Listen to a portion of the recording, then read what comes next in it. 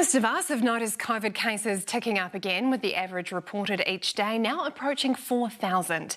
But what about people who've never been infected? Are they now at greater risk? Well, University of Auckland immunologist Dr. Anna Brooks joins us now. Kia ora, Anna. Kia ora.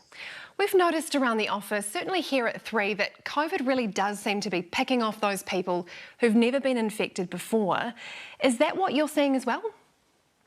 Yeah, absolutely. Because essentially, especially if you're in the age group where you're not eligible for that second boost and you haven't had COVID, your immunity is really waning. So you're sort of most at risk because you've had the least immune training, if you like, because you haven't had the fourth boost or the real thing.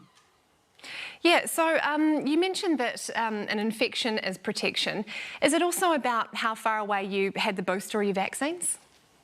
Yes, it can be part of the picture too. So again, if you have only had one boost, it may have been as far back as January. So it's been a very long time since your immune system was primed and ready. It still very much protects you against severe illness, but your immune system takes that bit longer to wake up, and so you're more likely to get infected. And so, as you've just said, infection gives you an added layer. Hybrid immunity is what we call that. It's never a goal to get infected, but that's the outcome. So if you had 3 doses of the vaccine and they got infected, you might have a slight bit more protection, but that's still going to wane over time, and still those people will be at risk. Let's say if your infection was in the first wave of Omicron. So we're talking sort of 6 months ago or longer? Yeah. Well, we're one of the only countries that has not allowed a second booster to people under 40 if you're Māori or Pacifica. Do you think that it should be available to everyone now? Yeah, it's one of those situations that's a bit nuanced. It's where, as we've just spoken about, many people have had an infection and they may not benefit from getting another boost right now. But really, where we're talking about here is the vulnerable people who have not had an infection, and they really are at risk now.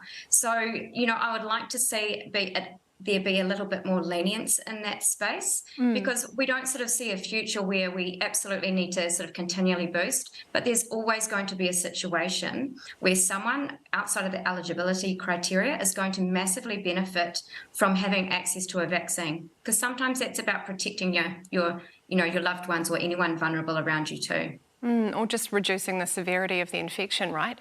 Well, so right now COVID's picking off the uninfected. What happens next? Well, it's not just getting the uninfected. You'll see that our statistics are rising for reinfections. So we're already at 1 in 4 of the infections are reinfections. And actually, the picture we have right now is to be most aware of the reinfection situation, because that can be behavioural as well, where we may have been infected in the first wave and we think that we've got a low chance of reinfection. That's just not the case anymore. The variants that are now circulating, some of them are more likely to infect you than others. And so we just don't know, because we really don't know what's out there circulating. So it's not just about this reaching the uninfected. It's going to get many of us on a second time round, if not third. I'm going to be self-imposed lockdown just in that couple of weeks before Christmas, I think, so I don't miss out on the day. Yeah, well, exactly. And it's a matter of being mindful, right?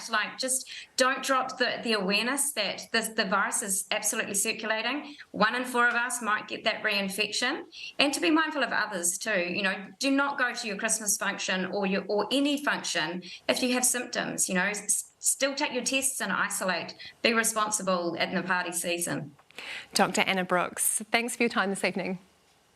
Thank you.